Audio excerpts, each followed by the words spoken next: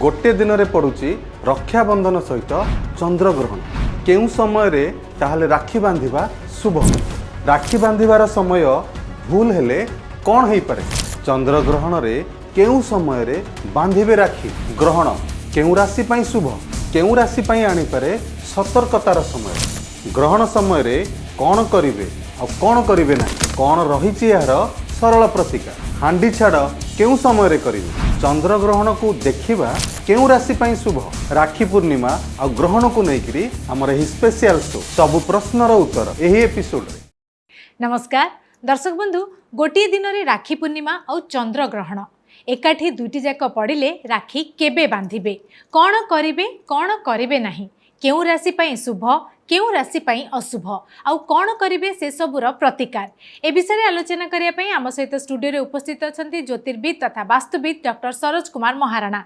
चलंतु दर्शक बंधु तांको स्वागत करिबा। सर नमस्कार। नमस्कार, जय जगन्नाथ। जय Jagannath, welcome to our show. जेमती सर मु कहली गोटे दिन रे राखी पूर्णिमा पड़ुची और से दिन ही चंद्रग्रहण पड़ुची माने एटा गोटे विरल संजोग कौन करिवे कौन करिवेनी आर महत्व कौन? निश्चित भाव में ग्रहण तो स्वतंत्र महत्व रही। राखी पूर्णिमा एक गोटे पवित्र पूर्णिमा माने जोटे पवित्र रिचुअल्स जोटा कि भाई भौणी भितर गोटे पवित्र बंधन सहित गोटे कर्तव्य बोध को करें। तेणु दुईटा जाक जो गोटे विशेष पर्व आउ से समय जो ग्रहण लगुच साधारणतः भाव में आम ग्रहण पराग ए सब को केबे भल भावुना कहीं भल भावुना नो डाउट साइंस रे बा जो माने मानु नाहांती धर्मशास्त्र को तांको पई एटा गोटे जनरल कथाटे जोटा कि गोटे सब बेले घटी आसुची ताक पई किछि नै किंतु जो माने हमर सनातन धर्म हिंदू धर्मर विश्वासी आमे प्रत्येकटी जिनिस को देवता मानि थाउ जी हमकु दिए गच्छ हमकु दउची आमे गच्छ को पूजा करछु किंतु जो माने न मानिबा के लोक कहबे गच्छ कोन पूजा करछु किंतु ए सबुथर महत्व धीरे धीरे मध्य समस्त जानिलेनी आप जापर तुलसी गच्छ हो ओस्त गच्छ हो सबुथर महत्व सेमिति ई ग्रह माने से माने आमको दौरान कि आमठू ग्रहण भी कर ना ग्रह है सूर्य चंद्र एमाने ठीक अच्छे सूर्य होउचंदी नक्षत्र जोटा कि साइंस रे समस्ते कहउचंदी आउ बेसी आक्षेप करूचंदी जे ज्योतिर्विद माने एमाने ताकू ग्रह कहउचंदी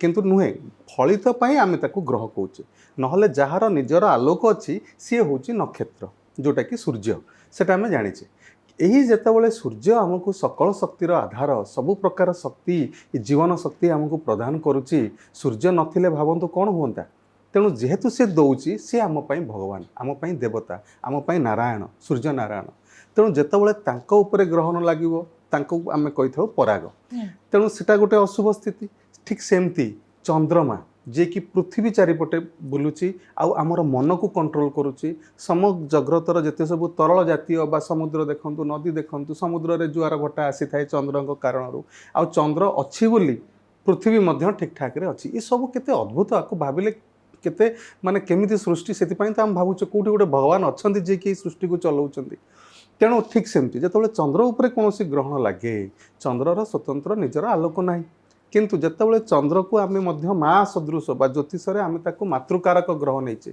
सूर्य को पितृकारक ग्रह नैचे तेणु जेतेबेले चंद्र उपरे कोनोसी ग्रहण लागुची सेटा मध्य आमको खराब लागुची आमको भल लागुनी गोटे ग्रहण माने गोटे अशुभ स्थिति सृष्टि होउची बोली आम मनरे अछि आम धर्मीय भावना मध्य तेणु एथरे कोनोसी भाबिबार नाही तेणु सेइथि पई ए जो जेतेबेले ग्रहण लागुची आ सेई टाइम रे गोटे पवित्र जिनसटे आमको घटिबार अछि गोटे पवित्र बंधन बड़ी रक्षा बंधन को आमे केमिति पाळिबा गोटे साधारण द्वंद्व आसीबा कथा किंतु दर्शक बंधु केही भी व्यस्त हंतु नहीं पूरा कार्यक्रम को देखंतु बिना स्किप रे पूरा आपणकर मनरे ए रक्षा बंधन कौन ए ग्रहण आ यार अशुभ स्थिति शुभ स्थिति सब गुड़ाक आमे बुझिबा।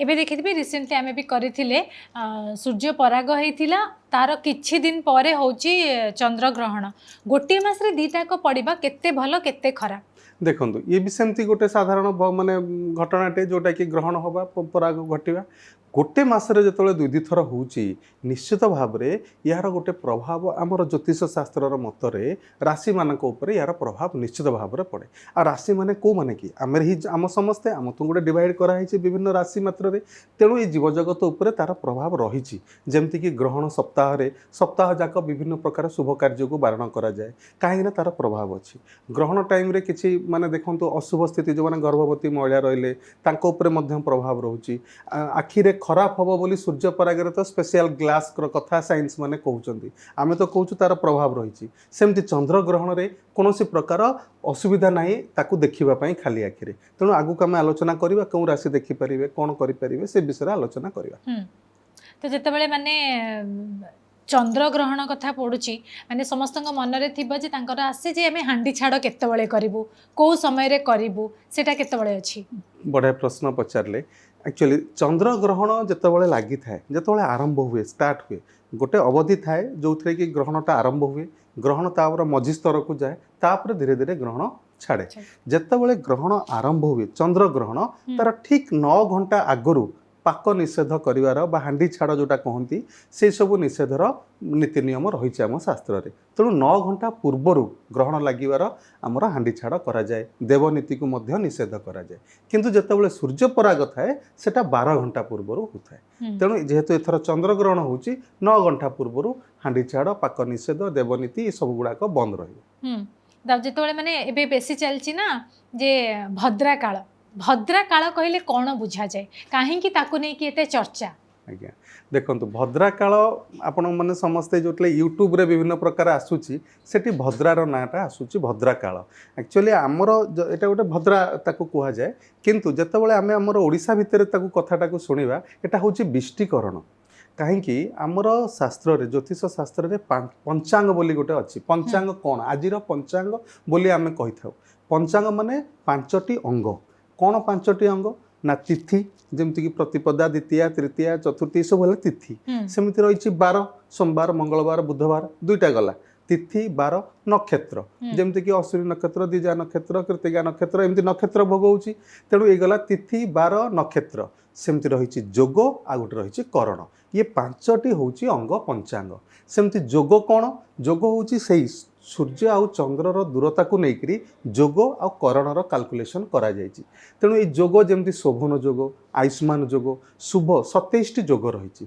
27टी जोगरु केते गुडे जोग शुभ केते गुडे जोग अशुभ जमती आम गोटे दिन कौन गोटे बहटे करवा कि कौन गोटे पूजा अर्चनाटे करवा गृह प्रवेश करवा भूमि पूजा करवा ये सबुथर गोटे तिथि 12 नक्षत्र जोग करणर गोटे माने कॉम्बिनेशन हेकरी गोटे मुहूर्तर कैलकुलेशन करा जाए आहरी मध्य गुड़ाए पार्ट रही किंतु विशेष करके आको करा जाए सेमतिया शुभ जोगरे जो कार्य करा जाए तार रिजल्ट शुभ होता है सेमती शुभ करण रे जो कार्य करा जाए थाए से सब शुभ होता है सेमती अशुभ भी जोग रही अतिगंड जोग गोटे अशुभ व्यतीतपात जोग से गोटे अशुभ यही स्थिति जन्म ग्रहण कले तार स्वतंत्र पूजा अर्चना रही केमती शांत करा जाए से देखिए जो माने जातक भल गुड़े शुभ जोग सब प्रकार थाई अशुभ स्थिति होता है कहीं बहुत छोट जिनसटे ज्योतिषर बेले बेले भूली जाती लोक कैलकुलेशन को कौन जदि गोटे अतिगंडरे जोग हो जाए जोगरे जन्म होती जो टाइम जन्म होती से टाइम जोगर समय चली कौन ना अतिगंड जोग किंबा व्यतीतपात जोग ये सबुथर जोग हेले कौन कौन घटना घटियो ता मध्य शास्त्र में लिखाई तार शांति विधान करने द्वारा शुभ होता है सेमती आसवा करण करण केबे शुणिथिबे जमती आज कौन बिजनेस केबे आरंभ करवा ना से दिन पांजी देखला बेलू जो वाणिज्यकरण थी तेल वाणिज्यकरण अधिपति देवी होचंदी माँ लक्ष्मी से वाणिज्यकरण में वाणिज्य आरंभ करने कहुए से लिखाई थे जो जो डेट्रे देखिए शुभ थी आज वाणिज्य आरंभ करें बेपार आरंभ करें से दिन वाणिज्यकरण टी थी ठीक सेमती वाणिज्यकरण जदि शुभ ताहले एमती अच्छी 7टी आपणकर माने करण जोटा कि रिपीट हुए आउ 4टी करण अच्छी टोटाली 11टी करण 11टी करण 4टा हूँ स्थिर करण ताकू आमर माने आमर चेंज हुए ताकू एक्टिव रे निया जाएनी 7टी करण से गुड़ाक अच्छी बब बाड़ब तैतिल ये सब जो करण जमी रही भर रही गोटे बिष्टिकरणटा हूँ अशुभ जोटार देवता होउचंदी जम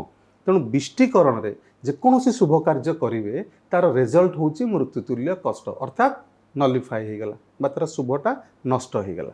ସେଇ ଯେଉଁ ବିଷ୍ଟିକରଣ ଆମେ କହୁଛେ ସେଇଟା ସ୍ୱତନ୍ତ୍ର। ଦେଖନ୍ତୁ ପ୍ରାନ୍ତ ଅଭ୍ରାନ୍ତରେ ବହୁତ ଗୁଡ଼େ ନା ଟିକେ ଏପଟ ସେପଟ ହୁଏ। ଆପଣ ଯେଉଁ ଦେଖୁଥିବେ ଯେ ରାକ୍ଷୀ କାଳ ଏଥର ଭଦ୍ରା କେତେବେଳେ ଭଦ୍ରା ରହୁଛି କେଉଁଠି ତାର ମୁଣ୍ଡରେ ନା ଲାଞ୍ଜରେ ନା କେଉଁଠି, ତ ଭଦ୍ରାକୁ ଗୋଟେ କରାଯାଇଛି ସେଇଭଳିଆ ଜିନିଷ ଯେଉଁଟାକି ବିଷ୍ଟିକରଣ। ସେଇ ବିଷ୍ଟିକରଣଟାରୁ ବାଦ୍ ଦେଇକିରି ରାକ୍ଷୀ ପୂର୍ଣ୍ଣିମା କରିବା କଥା। ସେଇଟା କିନ୍ତୁ ଏଥର ଆପଣଙ୍କର ଅସୁବିଧା ହେଉନି 28 ତାରିଖରେ, ଯେଉଁଟାକି 27 ତାରିଖ ଦିନ ରାତି 9ଟା ବେଳକୁ 9:19 ସରିଯାଉଛି, ମାନେ ଆମର ଯେଉଁଟା ବିଷ୍ଟିକରଣ। ତେଣୁ କିଛି ଅସୁବିଧା ନାହିଁ। ତେଣୁ ଏଥର ଭଦ୍ରା ରହୁନି, ଯେଉଁଟାକି ଆପଣ ସାଧାରଣ ପ୍ରଶ୍ନ ପଚାରୁଛନ୍ତି ଭଦ୍ରା, ତାହେଲେ ରାକ୍ଷୀ ପୂର୍ଣ୍ଣିମା ଯେଉଁଟା ଆମେ 28 ତାରିଖ ଦିନ ପାଳନ କରିବା ସେଦିନ ଭଦ୍ରାର କୌଣସି ପ୍ରକାର ଅଶୁଭ ସ୍ଥିତି ନାହିଁ। ଏଇଟା କ୍ଲିଅର ଆପଣ ହେଇଯାଆନ୍ତୁ। ତାହେଲେ କାହିଁକି କନଫ୍ୟୁଜନଟା ହେଉଛି ଯେ ରାକ୍ଷୀ ପୂର୍ଣ୍ଣିମା ଆମେ କେବେ କରିବୁ, 27ରେ କରିବୁ ନା 28ରେ କରିବୁ? ଦେଖନ୍ତୁ ଏସବୁ କ'ଣ ହେଉଛି, ଆମର ପୃଥିବୀର ଯେଉଁ ଯଦି ଦେଖିବା ରୋଟେସନଟା 360 ଡିଗ୍ରୀ, ଆଉ ପୃଥିବୀ ଏମିତି ସିଧା ହେଇକିରି ନାହିଁ, ଟିଲ୍ଟ ହେଇକିରି ଅଛି ବୋଲି ତାର ଆକ୍ସିସ୍ରେ ଋତୁ ହେଉଛି, ସବୁ ପ୍ରକାର ଦିନ ରାତି ସବୁ ପ୍ରକାର ହେଉଛି। ଯଦି ସବୁ ସିଧା ଆଉ ସମାନ ଭାବରେ ଚାଲନ୍ତା, ଆଉ ତାର ଯେଉଁ ଘୂର୍ଣ୍ଣନ ପଥଟା ହେଉଛି ଏକ୍ଲିପ୍ଟିକାଲ ବା ଅଣ୍ଡାକୃତି, ଗୋଲ ପୁରା ନୁହେଁ, ଠିକ୍ ଅଛି। ସେଥିପାଇଁ ଏଇ ଯେଉଁ ସବୁ ଆଙ୍ଗୁଲାର ସେପାରେସନ୍ ଗୁଡ଼ାକ ସବୁଦିନ ସମାନ ଭାବରେ ପଡ଼େନି। ସେମିତି ତିଥି ଆଜି ଯଦି ଗୋଟେ ସକାଳ ଆରମ୍ଭ ହେଲା ଏକ୍ଜାକ୍ଟ ତା ପରଦିନ ପୁଣି ତା ପରଦିନ ଆଉ ଗୋଟେ ତିଥି, ତା ପରଦିନ ଆଉ ଗୋଟେ ତିଥି, ତା ପରଦିନ ଠିକ୍ ଟାଇମ୍ରେ ଗୋଟେ ଗୋଟେ ନକ୍ଷତ୍ର ପାସ୍, ଏମିତି ହୁଏନି। ସେ କାଲକୁଲେସନ୍ ହଉ ହଉ ଗଡ଼ିଯାଏ। ଠିକ୍ ସେମିତି 27 ତାରିଖ ଦିନ ଯଦି ଦେଖିବା, ଅଗଷ୍ଟ 27 ତାରିଖ ଦିନ ଆମର ଯଦି ପୂର୍ଣ୍ଣିମା ଆରମ୍ଭ ହେଉଛି ତାହା ହେଉଛି ସକାଳ 9ଟା ବେଳେ ଆରମ୍ଭ ହେଉଛି, 9ଟା ଭିତରେ ଆରମ୍ଭ ହେଉଛି। ତାପରେ ସରୁଛି କେତେବେଳେ ନା ଶୁକ୍ରବାର ଦିନ ବା 28 ତାରିଖ ଦିନ ସକାଳ 9:48 ପର୍ଯ୍ୟନ୍ତ। ତେଣୁ ଏଇ ସମୟରେ ପୂର୍ଣ୍ଣିମା ରହୁଛି, 2 ଦିନ ବ୍ୟାପ୍ତ ରହିଲା। କେଉଁ ଦିନ ରହିଲା? 27 ତାରିଖ ଦିନ ରହିଲା ସକାଳ 9ରୁ ଆରମ୍ଭ, ପରଦିନ 9:48 ପର୍ଯ୍ୟନ୍ତ। ସେଥିପାଇଁ କନଫ୍ୟୁଜନ୍ ବେଳେବେଳେ ଆସେ ଯେ ପୂର୍ଣ୍ଣମୀ ତ ରହୁଛି 27 ତାରିଖ ଦିନ, କାହିଁକି ସେଦିନ ପାଳନ କରିବାନି, ଆମର ସେଦିନ କରିବା ନା 28 ତାରିଖ କରିବା? ଦେଖନ୍ତୁ ଏଇଠି କ୍ଲିଅର ହୁଅନ୍ତୁ, ଆମର ଧର୍ମଶାସ୍ତ୍ରରେ ଲେଖା ହେଲା ଯେତେବେଳେ ଆମ ବିଭିନ୍ନ ପ୍ରକାର ଶୁଭ ସବୁ କାର୍ଯ୍ୟ କରିଥାଉ, ଆମର ଉଦୟା ତିଥି ବୋଲି ଗୋଟେ ଅଛି। ଅର୍ଥାତ୍ ଯେତେବେଳେ ସୂର୍ଯ୍ୟ ଉଦୟ ସମୟରେ ଯେଉଁ ତିଥି ଭୋଗ ହେଉଥିବ, ଆମେ ସେଦିନ ପଛେ ଘଣ୍ଟାଟେ 1.5 ଘଣ୍ଟା ଥାଉ, ପୁରା ତିଥି ଭୋଗ ନ ହେଉ, କିନ୍ତୁ ଆମେ ସେଇ ଦିନକୁ ସେଇ ପୂଜା ଗୁଡ଼ାକ କରିବା। କେତେ ଗୁଡ଼ିଏ ଅଛି, ଯେମିତିକି ଆଉ କେତେ ଗୁଡ଼ିଏ ପୂଜା ଅଛି ଯେଉଁଟା ରାତ୍ରି ପୂଜା, ସେଟା ଆମେ ପୂର୍ବ ଦିନ ଆରମ୍ଭ ହୋଇଯାଇଛି ମାନେ ଆମେ ରାତିରେ କରିବା। ଏମିତି ବିଧାନ ସବୁ ରହିଛି ଅଲଗା ଅଲଗା, ଏମିତି ଫିକ୍ସ ନାହିଁ, ରହିଛି। ତେଣୁ ରାକ୍ଷୀ ପୂର୍ଣ୍ଣିମାଟା ହେଉଛି ଗୋଟେ ସକାଳ ବା ଦିନ ବେଳାର ନୀତି, ତା ସହିତ ଏଇଟା ଗୋଟେ ଶୁଭ କାର୍ଯ୍ୟ। এই শুভ কার্য 27 তারিখ দিন সূর্য উদয় সময় পূর্ণিমা রহুনি, সূর্য উদয়বার 9টা সকালু আরম্ভ হচ্ছে।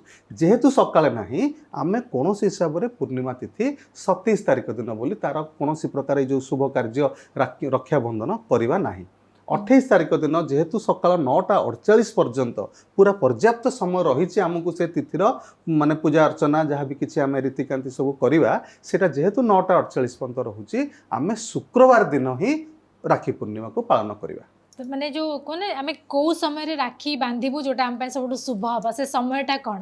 ठीक, बढ़िया क्वेश्चन। जेतेबेले हमर सकाळे सूर्योदय हो जाउची, हमर गोटे मुहूर्त कैलकुलेशन पांजीरे अछि जोटा कि कहते अमृत बेला। तेणु ये जो अमृत बेलाटी रही सकाळ 6:13 रु नहीं आरंभ होकर 9:45 पर्यंत शुभ बेलाटी भोग हो, कहीं 9:48 पर पूर्णिमा तिथि सरीगला। आ पूर्णिमा पर आम तो प्रतिपदा तिथि भोग तो राखी पूर्णिमा करवानी, कहीं रक्षाबंधनटा हम रक्षा पूर्णिमा दिन। तेणु पूर्णिमा तिथि रोचे 9:48।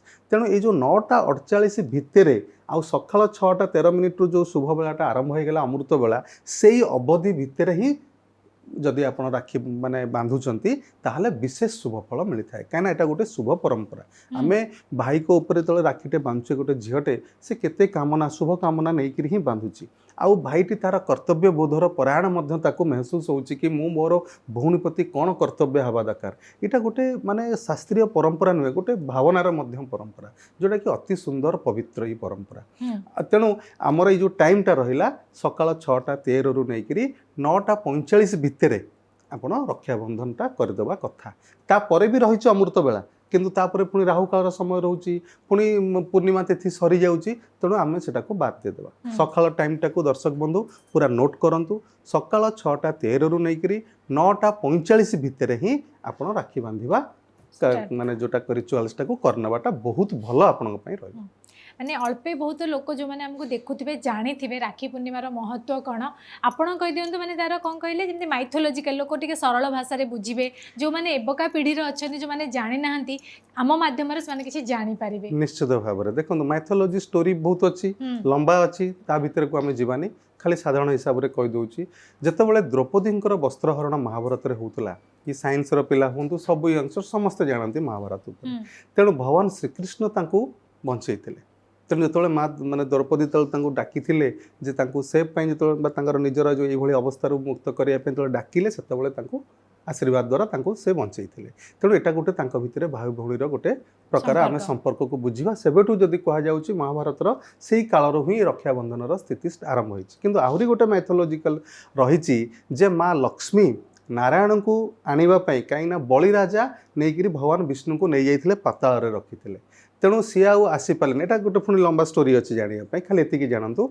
जे बलि राजा पाखु भगवान विष्णु को पाइबापी माँ लक्ष्मी बलि राजा हाथ में रक्षाबंधन बा सूता बांधि तेणु बांधिक निजर से भौणी बोली करते तेणु भौणी हिसाब से मागिले जे भगवान तेणु बलि राजा कहले मु कौन देवी कह से से मागिले मो भगवान विष्णु को दियो से रूप चेंज करके आसते से जानीपारे जे मु देवाक पड़ो तेणु से हिसाब से देते से गोटे रिचुआल्स चली आसूची कि माँ लक्ष्मी निजर भौणी हिसाब से आउ बलि राजा को भाई हिसाब से करके जो रक्षा सूता बांधिले ता बदल रे भाई तांको देले जेहेतु विष्णु भगवान को से नहीं जाइथिले पाताल लोक को से दे देथिले एमती हमर एई भली कथा कहानी अच्छी जोटा कि कर्तव्य बोध कराए जे भौणी प्रति कौन आ भौणीर कर्तव्य भाई प्रति तापाई किसी गोटे शुभ मनासिबा या कर्तव्य जमती आप कहले ना राखी पूर्णिमा माने गोटे जो कहते गोटे सूता सूतारे ही थाए सब किसी बांधे कि संपर्क आजिकल मार्केट रे बहुत प्रकार राखी मिलूची तो जो मैंने आम कार्यक्रम देखते से जाना चाहिए कौ राखी किणवा भल कि खराब एमती खराब तो किसी न थाए किंतु कौ राखी किणले भल देखो राखी हिसाब से जेहेतु परंपरा साधारण हिसाब से आपड़ जो रक्षा सूताटे अच्छी ताकू भी जदि भावना गुड़े दौरान से राखी राखी अर्थ गोटे रक्षा कवच गोटे रक्षा सूता जोटी भौणीटे तार भाई को से रक्षा कवच तार डाहाण हाथ में मन रखते डाहाण हाथ में ही बांधा कथा ये सब जिनस लिखा अच्छी कि डाहाण हाथ में ही सब बांधि तेणु बांधि पारे तापर विभिन्न प्रकार राखी आसीगला जमती आप मेटाल्स रूपार राखी सुनार राखी जार जिते धन अच्छी जी जो भाई चाहिए बनईकि बांधि पार मार्केट में विभिन्न डिजाइनर सब आसीगला तेणु सब जिनस गोटे से डिजाइन पिंधि पारे किंतु एमती किसी नहीं केबे पचारे जे मु नील सूतार बांधि कि नाली सूतार बांधि कि हलदिया सूतार ये सब बड़े शुभ कलर हूँ नाली हलदिया देखिए रक्षा सूतार कलर से भाया तेणु यही सूता थी जो राखीर डिजाइन स्टाइल जमती होता आपन पिंधु किंतु कला सूता नील सूता आपको धारण करी देखिए केबे भी हेले पिंधिबा कथा नुहे जेहेतु गोटे दिन में पड़ुची राखी पूर्णिमा और चंद्रग्रहण राखी पूर्णिमा विषय तो अल्प केतक जानी सारे आम मध्यम तो मुझे जाना चाहिए जेहेतु चंद्रग्रहण समस्ते चाहूे चंद्रग्रहण हेले कौ राशि उपर तार प्रभाव कौन पड़ो क्यों राशि शुभ क्यों राशि अशुभ तो कहतु जे क्यों क्यों राशि उपर यार शुभ प्रभाव पड़ुची प्रथमे तो देखा ये जो ग्रहण को दर्शन को माने करें सब आमर ज्योतिष शास्त्र धर्मशास्त्र कहला जो राशि से दिन चंद्र शुभ हो तेणु चंद्रर गोटे गोचर स्थिति रही निज राशि ठारू से स्थान जो गोचर होता से राशि शुभ होता है ठीक अच्छे तेणु यही हिसाब से जब देखा ताहले आपण देखा शुभ राशि गुड़ाक रही मेष राशि वृष राशि कन्या राशि तुला राशि धनु राशि कुंभ राशि यही राशि व्यक्ति विशेष माने ग्रहण रे जेहेतु चंद्र शुभ रोचे तेणु मैंने दर्शन करें आउ अशुभ शुभ से विषय आम आलोचना करवा किंतु आंकपाई चंद्र शुभ रोचे कहीं ना यही दिन चंद्रंकर अवस्थिति रही कुंभ राशि रे तेणु कुंभ राशि गोचर स्थिति को लेकर विभिन्न राशि मानू कोपरी भाव में चंद्रंकर गोचर रही गोटे कैलकुलेशन जो थे कि जो जो राशि गुड़ाक कहली एमाने खाली आखिरे ग्रहण देखिपारे आंकपाई ग्रहणटा शुभ फल प्रदान कर दर्शन करने बाकी कहापाई कौन खराब रा विषय आम विस्तृत आलोचना करवा शुभ राशि तो जानिले एबे चलंतु आरंभ करबा कहा ऊपर कौन प्रभाव पड़िबो निश्चित भाव में राशि चक्रर प्रथम राशि मेष राशि संपर्क में जानिबा जेहेतु मेष राशि एकादश स्थान रे ये ग्रहणटी होउची एकादश स्थानटी होउची कौन अत्यंत शुभ निजर इच्छार पूरणर ସ୍ଥାନଟି ସେଟା ବା ଭାବଟି ସେଟା। ତା ସହିତ ଧନର ମଧ୍ୟ ଭାବ, ଲାଭର ମଧ୍ୟ ଭାବ। ଯେଉଁମାନେ ବ୍ୟବସାୟ ବାଣିଜ୍ୟ ଆଦି କରୁଛନ୍ତି ତାଙ୍କର ସେଟା ଲାଭ ଭାବ। ଆଉ ଯେଉଁମାନେ ସାଧାରଣ ମଣିଷ ହିସାବରେ ସମସ୍ତଙ୍କର ଗୋଟେ ଇଚ୍ଛା ଥାଏ, କିଛି ବି ଗୋଟେ କରିବା ପାଇଁ ଇଚ୍ଛା। ତେଣୁ ଇଚ୍ଛା ପୂରଣ ହେବ କି ନାହିଁ ସେଇଟା ଆମେ ଏକାଦଶ ଭାବରୁ ଜଜ୍ କରିଥାଉ। ଯେହେତୁ କୁମ୍ଭ ରାଶିରେ ବର୍ତ୍ତମାନ ଏଇ ଯେଉଁ ଟାଇପ୍ର ଗ୍ରହଣ ଲାଗୁଛି ଆଉ ମେଷ ରାଶିର ଏକାଦଶ ଭାବ ହେଉଛି ସେଇ କୁମ୍ଭ ରାଶିଟି, ତେଣୁ ପ୍ରଭାବିତ ହେବେ। କ'ଣ ପ୍ରଭାବିତ ହେବେ ନା ଲାଭର ସ୍ଥିତିଟା ପ୍ରଭାବିତ ହେବ। ଯେଉଁ ଦୈନିକ ରୋଜଗାରଟା ସେଟା ପ୍ରଭାବିତ ଟିକେ ହେବ ଏଇ ଯେଉଁ ସପ୍ତାହଟି ଯାକ। ତା ସହିତ ଯଦି ଦେଖିବା ନିଜର ଇଚ୍ଛା ପୂରଣରେ କିଛି ନା କିଛି ବାଧା ସୃଷ୍ଟି ହେବ। ଏହିପରି ମୋଟାମୋଟି କହିବାକୁ ଗଲେ ମେଷ ରାଶି ପାଇଁ এই ସପ୍ତାହଟି ବା ଯେଉଁ ଗ୍ରହଣ ସପ୍ତାହଟି ବିଶେଷ କରି ଜଗି ରଖିକିରି ଚଳିବେ। କୌଣସି ହିସାବରେ ନୂଆ ଇନଭେଷ୍ଟମେଣ୍ଟ କିଛି କରିବେ ନାହିଁ କି ଅଚାନକ କୌଣସି କାହା ସହିତ କଳି ଝଗଡ଼ା ପରିସ୍ଥିତି ଭିତରେ ପଶିବେ ନାହିଁ। ତେଣୁ ଏମିତି ନର୍ମାଲ ହିସାବରେ କାଟିବେ। ଆଉ ଯାହା ମୁଁ ପ୍ରତିକାର ଲାଷ୍ଟକୁ କହିବି ସେ ପ୍ରତିକାରଟିକୁ ସମସ୍ତେ କରିନେବେ। ହେଲେ ସମସ୍ତଙ୍କ ପାଇଁ ଯେଉଁ ଅଶୁଭ ସ୍ଥିତି ରହିଛି ତାର ପ୍ରତିକାର ହେବ। ତେଣୁ କହିବାକୁ ଗଲେ ମେଷ ରାଶି ପାଇଁ ଟିକେ ଜଗି ରଖିକିରି ଚଳିବେ ସପ୍ତାହଟି। ଦ୍ୱିତୀୟରେ ଯିବା ବୃଷ ରାଶି ପାଇଁ କ'ଣ ରହିଛି। ଯଦି ବୃଷ ରାଶି ଦେଖିବା ତାହେଲେ ଦଶମ ଭାବଟି ପ୍ରଭାବିତ ହେଉଛି। ଦଶମ ଭାବଟି କ'ଣ ନା ଦଶମ ଭାବ ହେଉଛି କର୍ମର ଭାବ, ଯେଉଁଟାକି ଅତି ମୁଖ୍ୟ ଭାବ। ତେଣୁ ଯେହେତୁ ଦଶମ ଭାବଟି ପ୍ରଭାବିତ ତେଣୁ ଖରାପ ନା। ଚାକିରି କ୍ଷେତ୍ରରେ ହେଉ, ନିଜର କର୍ମ ନିଯୁକ୍ତି କ୍ଷେତ୍ରରେ ହେଉ, ଯେଉଁଠି ଆପଣଙ୍କର ଚାକିରି କରୁଛନ୍ତି ବସ୍ ମାନଙ୍କ ସହିତ ବା ଉପରିସ୍ଥ କର୍ମଚାରୀ, ଅଧୀନସ୍ଥ କର୍ମଚାରୀ, ନିଜର ସହଯୋଗୀ, ଏସବୁ କ୍ଷେତ୍ରରେ କେଉଁଠି ନା କେଉଁଠି ଟିକେ ଅସୁବିଧା ସୃଷ୍ଟି ହେବ। ଯଦି କିଛି ପ୍ରମୋସନ୍ ଏସବୁ ସ୍ଥିତି ହେବାର ଥିଲା ତାହେଲେ କେଉଁଠି ନା କେଉଁଠି ଟିକେ ଅଟକିକି ରହିବ। ଆଉ ଯଦି ଆପଣ କିଛି ଆପ୍ଲାଏ ବିଜନେସ୍ କିଛି ଆରମ୍ଭ କରିବାକୁ ଚାହୁଁଛନ୍ତି ତାହେଲେ ଏଇ ସପ୍ତାହଟିକୁ ବାଦ୍ ଦେଇ ଦିଅନ୍ତୁ, ତାହେଲେ ଆପଣଙ୍କ ପାଇଁ ଠିକ୍ ରହିବ। କାହିଁକିନା ସ୍ଥିତି ଠିକ୍ ରହୁନି। এই ଗ୍ରହଣ ସପ୍ତାହର ପ୍ରଭାବଟି ଭଲ ନାହିଁ ବୃଷ ରାଶି ପାଇଁ। କିନ୍ତୁ ମୁଁ କହିଛି ଶୁଭ ଚନ୍ଦ୍ର ଯେହେତୁ ରହୁଛି ଚଳନଟା, ସେଥିପାଇଁ ଖାଲି ଆଖିରେ ଦେଖିପାରିବେ। ପ୍ରଭାବଟା କହିଦେଲି ଖରାପ। ଆମେ କେବଳ ଶୁଭ ପ୍ରଥା ବିଚାର କରିଥିଲେ, ଯେଉଁଟା କହିଥିଲି ସେଟା କେବଳ ଦର୍ଶନ ପାଇଁ। ঠিক ଅଛି, ଏବେ କ୍ଲିୟର ସମସ୍ତେ, ନହେଲେ କନଫ୍ୟୁଜନ୍ ହେଇଯିବ। କାରଣ ମେଷ ବୃଷ ପାଇଁ ମୁଁ ଭଲ କହିଥିଲି, ଏବେ କିନ୍ତୁ କହିଲି ବିପରୀତ ସ୍ଥିତି। এটা ହେଉଛି ପ୍ରଭାବ ସପ୍ତାହ ପାଇଁ, କିନ୍ତୁ ଶୁଭ ସ୍ଥିତି ଚନ୍ଦ୍ର ଗୋଚରରେ ଦର୍ଶନ କରିପାରିବେ। ଏବେ ଆମେ ଯିବା ପରବର୍ତ୍ତୀ ରାଶି ମିଥୁନ ରାଶି ପାଇଁ। ମିଥୁନ ରାଶି ଯଦି ଦେଖିବା ଭାଗ୍ୟ ଭାବଟି ପ୍ରଭାବିତ ହେଉଛି। ନବମ ଭାବରେ এই ଗ୍ରହଣଟି ଘଟୁଛି। ତେଣୁ ଭାଗ୍ୟ ତ ସବୁ ଆପଣଙ୍କର କର୍ମ ଯେତିକି ଥାଉ, ଯଦି ଭାଗ୍ୟ ବଳ ଅଛି ଆପଣ ଦେଖିବେ ଅଳ୍ପ ପରିଶ୍ରମରେ ବହୁତ ଗୁଡ଼ିଏ ଫଳ ପାଇବେ। ଭାଗ୍ୟ ଠିକ୍ ନାହିଁ, ଗୁଡ଼ାଏ ପରିଶ୍ରମ, ରେଜଲ୍ଟ ଟିକେ। ତେଣୁ ଆପଣ ଲାଇଫରେ ସକ୍ସେସ୍ ହେବା ପାଇଁ କର୍ମ ସହିତ ଭାଗ୍ୟ ଦୁଇଟା ମିଶିକି ଚାଲିବା କଥା। ସେଥିପାଇଁ ଗୋଟେ କଏନ୍ଟି କେବେ ବି ପୂର୍ଣ୍ଣ ହେବନି ଯଦି ତାର ହେଡ୍ ଆଉ ଟେଲ୍ ନଥିବ ବା ଫ୍ରଣ୍ଟ ଆଣ୍ଡ ବ୍ୟାକ୍ ନଥିବ। ତେଣୁ ଭାଗ୍ୟ ଠିକ୍ ଗୋଟେ ମୁଦ୍ରାର ଦୁଇଟି ପାର୍ଶ୍ୱ ଭଳିଆ। ଗୋଟେ ପଟେ କର୍ମ, ତାକୁ ଠିକ୍ ନ କଲେ ବି ଭାଗ୍ୟ ତାର ଫଳ ଦେବନି। ଆଉ ଭାଗ୍ୟ ଯଦି ନାହିଁ ତାହେଲେ ଆପଣ ଅତ୍ୟଧିକ କାମ କଲେ ବି ରେଜଲ୍ଟ ଠିକ୍ ଆସିବନି। এটা ପ୍ରାୟ ଆପଣ ସମସ୍ତମାନେ ଜାଣିଥିବେ, କହିବାର କିଛି ନାହିଁ। ତେଣୁ ମୁଁ ଏହା କହିବାକୁ ଚାହୁଁନି ଯେ ଆପଣଙ୍କୁ ମୁଁ ଭାଗ୍ୟବାଦୀ ବନାଉଛି। କହିବାର ଅର୍ଥ ଦୁଇଟା ଯାକ ଇମ୍ପୋର୍ଟାଣ୍ଟ, ଗୋଟେ ନୁହେଁ। କର୍ମ କରିଚାଲନ୍ତୁ, ଫଳ ନିଶ୍ଚିତ ଭାବରେ ମିଳିବ। କମ୍ ବେଶୀ ସ୍ଥିତି এটা ଲୋକଙ୍କ ଉପରେ ଡିପେଣ୍ଡ କରେ। ତେଣୁ କହିବାକୁ ଗଲେ ଟିକେ ଦେଖି ଚାହିଁକିରି ଚାଲନ୍ତୁ। ଭାଗ୍ୟ ଯେହେତୁ ସାଥ ଦେବନି, କୌଣସି ପ୍ରକାର ନୂଆ ନୂଆ ଇନଭେଷ୍ଟମେଣ୍ଟ କରିବା, ନୂଆ ବ୍ୟବସାୟ ବାଣିଜ୍ୟ ଆରମ୍ଭ କରିବା, ଏଥିରୁ ଟିକେ ନିଜକୁ ନିବୃତ୍ତ ରଖିବାଟା ବହୁତ ଭଲ ରହିବ। ପରବର୍ତ୍ତୀ ରାଶିକୁ ଯିବା କର୍କଟ ରାଶି। କର୍କଟ ରାଶି ଯଦି ଦେଖିବା ତାହେଲେ ଅଷ୍ଟମ ସ୍ଥାନଟି ପ୍ରଭାବିତ ହେଉଛି। ଆଉ ଅଷ୍ଟମ ସ୍ଥାନଟି ହେଉଛି ଅଶୁଭ ସ୍ଥାନ। ଅଷ୍ଟମ ସ୍ଥାନଟା ହେଉଛି ବିପଦ। ଅଷ୍ଟମ ସ୍ଥାନଟି ହେଉଛି ବାଧା ବିଘ୍ନର ସ୍ଥାନ। ତେଣୁ ଏସବୁ ସ୍ଥାନଟି ଯେହେତୁ ପ୍ରଭାବିତ ହେଉଛି ଭଲ। ଯଦି ଅଶୁଭ ସ୍ଥିତିଟା ପ୍ରଭାବିତ ହେବ ବା ଖରାପ ହେବ, ଗ୍ରହଣଟା ଖରାପ, ତେଣୁ ଖରାପ ଭାବଟି ଯଦି ଖରାପକୁ ଯାଉଛି ତାହେଲେ ତାକୁ ଯିବାକୁ ଦିଅ। ତେଣୁ କହିବାର ଅର୍ଥ ହେଲେ କର୍କଟ ରାଶି ପାଇଁ ଭଲ ରହିଛି ସ୍ଥିତି, ବା ଯେଉଁ ବାଧାବିଘ୍ନ ଥିଲା, ଯେଉଁ ଖରାପ ପରିସ୍ଥିତି ଯାହା କିଛି ଚାଲୁଥିବ, ନିଶ୍ଚିତ ଭାବରେ ସେଥିରୁ ନିସ୍ତାର ପାଇବେ ଆଉ ତାର ଶୁଭ ସ୍ଥିତି ତାଙ୍କ ପାଇଁ ଭଲ ରହିବ। ପରବର୍ତ୍ତୀ ରାଶି ଯିବା ସିଂହ ରାଶି ପାଇଁ। ସିଂହ ରାଶି ଯଦି ଦେଖିବା ତାହେଲେ ବିଶେଷ କରିକିରି ଆଙ୍କର ସପ୍ତମ ଭାବଟି ପ୍ରଭାବିତ ହେଉଛି। ସପ୍ତମ ଭାବଟି କ'ଣ? ସପ୍ତମ ଭାବଟି ହେଉଛି ପତି ପତ୍ନୀଙ୍କର ଭାବ, ପାର୍ଟନରସିପ୍ର ଭାବ, ବେପାର ବାଣିଜ୍ୟର ଭାବ। ଯେହେତୁ ଏଇ ଭାବ ଗୁଡ଼ାକ ପ୍ରଭାବିତ ହେଉଛି, ବିଶେଷ କରିକିରି ସ୍ୱାମୀ ସ୍ତ୍ରୀଙ୍କ ମଧ୍ୟରେ କୌଣସି ପ୍ରକାର ବାଦ ବିବାଦ କଳହ ଏଇ ଗ୍ରହଣ ସପ୍ତାହ ଭିତରେ ଘଟିପାରେ। ସେଥିପାଇଁ ଟିକେ ସତର୍କ ରହିବେ।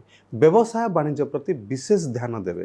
କୌଣସି ହିସାବରେ ଲସ୍ ହେଇଯିବା, ନିଜର ମୂଲ୍ୟବାନ ଦ୍ରବ୍ୟ କିଛି ହଜିଯିବା ବା ନଷ୍ଟ ହେବା ବା ଚୋରି ହେବା, ଏହିପରି ପରିସ୍ଥିତି ଦେଖିବାକୁ ପଡ଼ିପାରେ। ସେଥିପାଇଁ ସିଂହ ରାଶି ବ୍ୟକ୍ତିବିଶେଷ ବିଶେଷ ସତର୍କ ରହିବେ ଏହି ଗ୍ରହଣ ସପ୍ତାହଟି ଯାକ।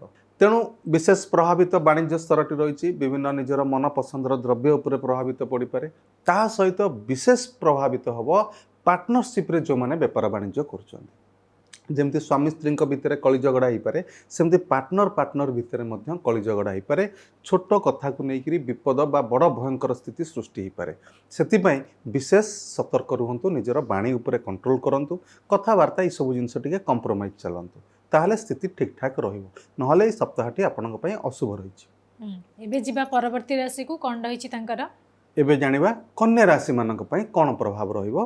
तेणु कन्या राशि जदि देखिबा ताहले षष्ठ भावटी प्रभावित होउछि। तेणु षष्ठ भाव होउछि रोग ऋण शत्रुर भाव। तेणु सेटा प्रभावित हेले आमर रोगर उपशम मिलिबो ऋणग्रस्तर उपशम मिलिबो आउ विभिन्न प्रकार शत्रुर मध्य शत्रु पीड़ार मध्य हमको उपशम मिलिबो। तेणु कहवाकू गले कन्या राशि पई शुभ रहिछि। तेणु ये सब क्षेत्रटी तांका पई आगु जदि कौन प्रतिकूल परिस्थिति थिला रोग को लेकिरी बा ऋण को लेकिरी बा शत्रुता को लेकिरी ताले से सबुथिरु निजको मुक्ति करि परिबे एवं यार शुभ फल ए ग्रहण सप्ताह निश्चित भाव में पाइबे। आपण जो कहउछन्ती ग्रहण सप्ताह सेटा कोट केबेठु स्टार्ट हो माने ग्रहण हमर धरंतु जो दिन लागिबो ताठु नेकिरी 7 दिन ता पर 7 दिन पर 7 दिन से दिनटा मध्य गोटे दिन जीव आउ से 7 दिन सेटा होची सब बेले ग्रहण सप्ताह आपण सब बेले भी सुनिथिबे। तेणु ग्रहण सप्ताह किछि नुआ काम आरंभ करिवोनी ग्रहण सप्ताह टिके देखि चाहि चलिबो। तेणु तार प्रभावटा 7 दिन रहिताय हमर शास्त्र रे अछि सेति पई आमे मानुचे। तेणु एबे तो आपण जानले कन्या राशि पई भल रहिछि। परवर्ती राशि जीवा तुला राशि पई तुला राशि जदि देखिबा ताहले पंचम स्थानटी प्रभावित होछि। आ पंचमटा होची शुभ स्थान संतान संततिक स्थान निजर बुद्धि विवेकर स्थान। तेणु ये सब शुभ स्थान। तेणु जेहेतु यहाँ मध्य लक्ष्मी स्थान तेणु धनर मध्य प्रभाव मध्य पंचम स्थान। तेणु जदि स्थानटी प्रभावित होची सतर्क रुहंतु। सेमती इनकम स्थिति को लेकिरी हो निजर फैमिली रे संतान संतति तांको पक्ष को लेकिरी हो निजर बुद्धि विवेक उपस्थित बुद्धि आईक्यू ये सब मध्य पंचम भाव देखा जाए। निजर स्नेह श्रद्धा प्रेम ये मध्य पंचम भाव देखा जाए। तेणु तुला राशि व्यक्ति विशेष माने विशेष सतर्क रुहंतु ग्रहण सप्ताह। परवर्ती राशि को जीवा परवर्ती राशि होची बिच्छा राशि। तेणु बिच्छा राशि जदि देखिबा चतुर्थ भावटी प्रभावित होची। चतुर्थ भाव कौन मातृसुख भाव। तेणु माँ को स्वास्थ्य जनित कौन प्रकार समस्या उपजी पारे से आपड़ टे सजग रे जदि सेमती किसी परिस्थिति सृष्टि हुए ताले तुरंत डाक्तर परामर्श नेबे। ता सहित एटा होची सुख सुविधार जगह बा से स्थान जदि कहार किसी सुख भाव को विचार करिबा ताले चतुर्थ भाव को विचार करिथाउ। तेणु कौन हिसाब से सुखरे किसी बाधा प्राप्त हबो। तेणु ई 7 दिन विशेष जत्नवान रहिबे बिच्छा राशि माने। माँ को स्वास्थ्य जनित समस्या निजर मध्य सुख सुविधार कौन प्रकार कमी आसीबा एपरी परिस्थिति सृष्टि हो पारे। भूमि भवन वाहनर जेकोसी प्रकार समस्या सृष्टि हो पारे। से सतर्क कौन नूतन जगह किणा बिकार डिलिंग ये सप्ताहटी को बंद करेंगे। कौन नूतन जानवाहन जदि क्रय करार थो ताहले सप्ताहटी को बंद करेंगे। तेणु भवन वाहन ये सब चतुर्थ भाव एफेक्टेड। 7 दिन नॉर्मल लाइफ भाया काटंतु कौन प्रकार इन्वेस्टमेंट ये सब क्षेत्र में करंतु नहीं। एबे जिबा परवर्ती राशि को परवर्ती राशि धनु राशि संपर्क में जानिबा। तेणु धनुराशि जदि देखिबा ताहले विशेष करी प्रभावित होउची तृतीय स्थानटी। तेणु कौन से स्थान तृतीय भावटू आम देखि था साहस पराक्रम भाव। तेणु यह प्रभावित तो विशेष समस्या जमती कि आपणकर साहस आपणकर पराक्रम ये सब एफेक्टेड हम फल आपणकर जेकोसी काम जिते जल्दी करने कथा जिते साहसर सहित करने कथा कौन हिसाब से व्यतिक्रम देखा दे पारे। आउ विशेष असुविधा ना कहया गले गोटे माने परिस्थिति आसो जो थी आपणकर माने साहस करी गोटे काम को करदे निजर पराक्रम को प्रदर्शन करवा ये सब टिके कमी आसो। तेणु विशेष टिके जगी रखिकी सप्ताहटी को जब काटी दौरान ताले स्थिति भल रहा। परवर्ती राशि को परवर्ती राशि हूँ मकर राशि। तेणु मकर राशि जदि देखिबा ताहले द्वितीय भावटी प्रभावित होउछि। द्वितीय भाव प्रभावित होबा द्वारा द्वितीय भाव होउछि कुटुंबर भाव धन संचयर भाव द्वितीय भाव होउछि निजर बाणीर भाव।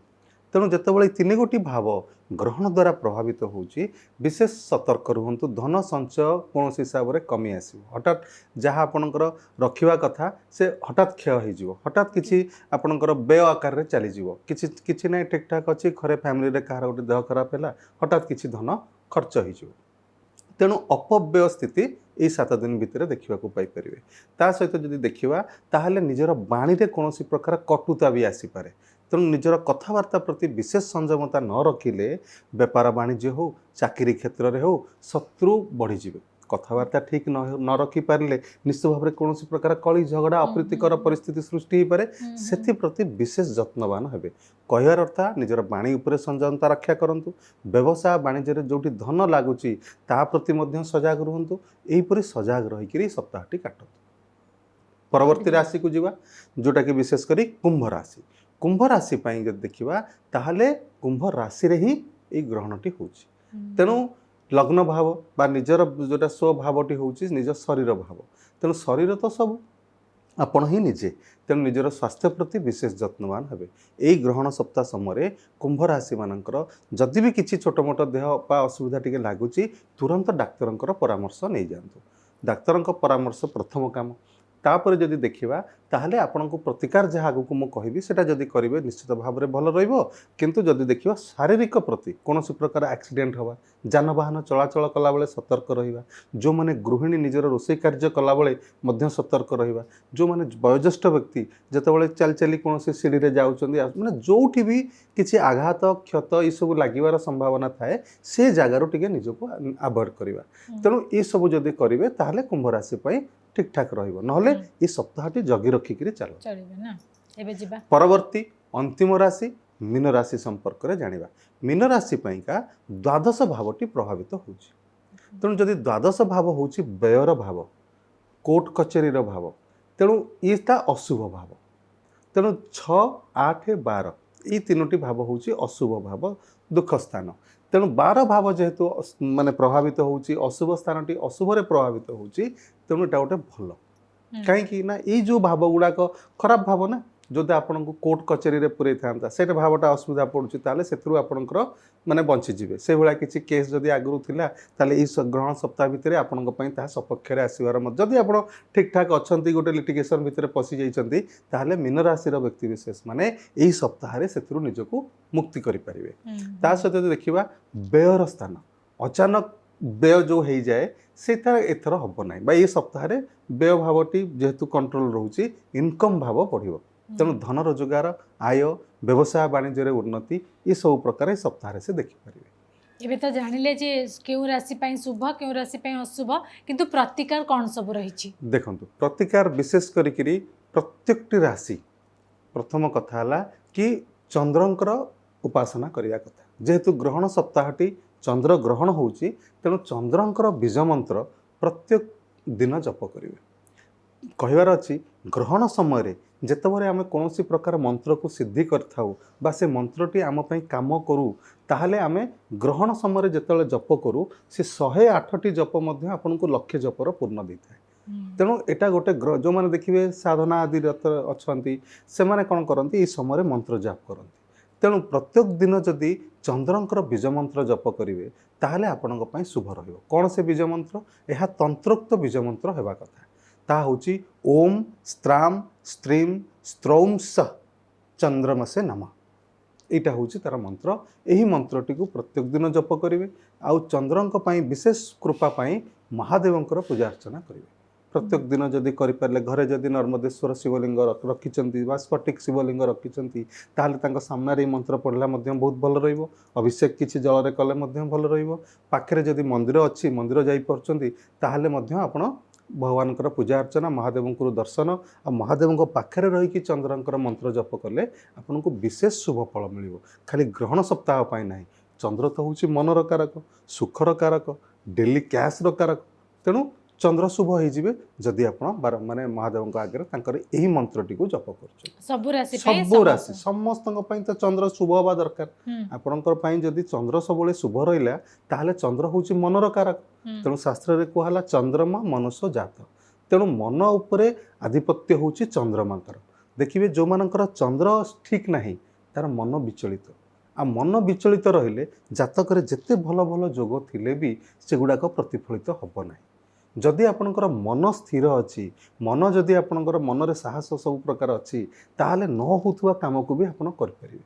ତେଣୁ ଆପଣଙ୍କ ପାଇଁ ସବୁବେଳେ ଚନ୍ଦ୍ରମା ଶୁଭ ହେବା ଦରକାର। କୁହାଯାଇଛି ଯଦି ରାଶି ଚକ୍ରରେ ଚନ୍ଦ୍ରର ଯଦି ପୂର୍ବପଟ ମାନେ ପୂର୍ବ ଭାବ ଆଉ ପର ଭାବ ଯଦି ଖରାପ ଗ୍ରହଙ୍କ ଦ୍ୱାରା ରହିଗଲେ, ଯେମିତି ଗୋଟେ ପଟେ ଶନି ଗୋଟେ ପଟେ ରାହୁ ରହିଛନ୍ତି, ତାହେଲେ ବହୁତ ସମସ୍ୟା। କାହିଁକି ନା ମନର ଦୁଇ ପଟେ ପାପୀ ଗ୍ରହମାନେ ରହିଗଲେ। ଯଦି ଶୁଭ ଗ୍ରହ ରହିଯିବେ ତାହେଲେ ଅତ୍ୟନ୍ତ ଶୁଭ। ଚନ୍ଦ୍ର ଯଦି ବୃଷ ରାଶିରେ ରହିଯିବେ ତାହେଲେ ଉଚ୍ଚ, ତାଙ୍କର ମନ ସବୁବେଳେ ଉଚ୍ଚ। ତେଣୁ ଏମିତି ଚନ୍ଦ୍ରମା ହେଉଛି ସବୁବେଳେ ମନ ଉପରେ ପ୍ରଭାବ, ଆଉ ଚନ୍ଦ୍ର ଶୁଭ ତ ମନ ଠିକ୍, ଆଉ ମନ ଠିକ୍ ତ ସବୁ ଠିକ୍। ତେଣୁ ଚନ୍ଦ୍ରକୁ ବିଶେଷ ମାନେ ଆପଣ ମନ୍ତ୍ର ଜପ ଦ୍ୱାରା ହିଁ କଣ୍ଟ୍ରୋଲ ହୋଇପାରିବ। ମହାଦେବଙ୍କୁ ପୂଜା ଅର୍ଚ୍ଚନା ମଧ୍ୟ ଚନ୍ଦ୍ରଙ୍କର ବିଶେଷ ଶୁଭ ଫଳ ପ୍ରଦାନ କରିବ। ତେଣୁ ଗ୍ରହଣ ସପ୍ତାହରେ ନ ଡରିକିରି ଯଦି ଆପଣ ମୁଁ ଦେଇଥିବା ତନ୍ତ୍ରୋକ୍ତ ବୀଜ ମନ୍ତ୍ର, ବେଦୋକ୍ତ ଅଛି ଓମ୍ ସୋମ୍ ସୋମାୟ ନମ, ତନ୍ତ୍ରୋକ୍ତ ହେଲା ଓମ୍ ସ୍ତ୍ରାಂ ସ୍ତ୍ରୀಂ ସ୍ତ୍ରୋମ୍ ସ ଚନ୍ଦ୍ରମସେ ନମ। କଳିଯୁଗରେ ପ୍ରଭାବ ମନ୍ତ୍ର ହେଉଛି ତନ୍ତ୍ରୋକ୍ତ ମନ୍ତ୍ର।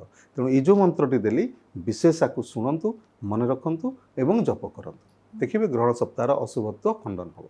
डिस्कसन तो आम करूँ राखी पूर्णिमा और चंद्रग्रहणर, किंतु चंद्रग्रहण कौ कौ जगार देखा माने कौठाकार लोक मैंने देखिपारे? देखो प्रथमत है चंद्रग्रहण को आमर हिंदू धर्मर लोक जो भी था निश्चित भाव में पालन करने कथा।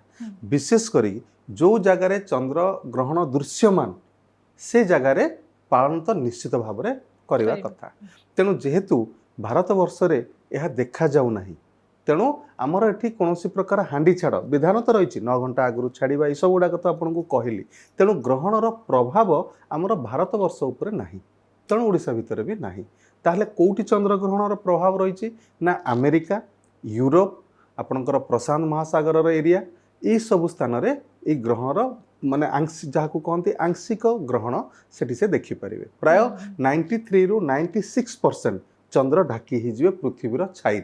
तेणु पूरा ढाकी होते आपको आम कही पूर्ण ग्रहण। तेणु ये हूँ आंशिक ग्रहण, किंतु डीप जेहेतु माने यह हम पूरा उम्ब्रा रे बा जोटा पूरा माने डार्क साइड से ग्रहण हो। तेणु आंशिक ग्रहणटी होगाकू जाऊँगी। एटा हूँ अमेरिका रे दृश्यमान। समय को नोट करूँ।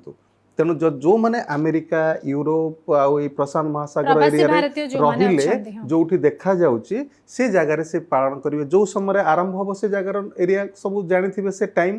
तेणु अमेरिका को जो स्टैंडर्ड टाइम हिसाब से धरिबा ताहले आपणकर राति 10:30 टाइम रे प्राय 27 तारिख राति 10:30 बेले अमेरिका रे से ग्रहणटी आरंभ होगाकू जाउची।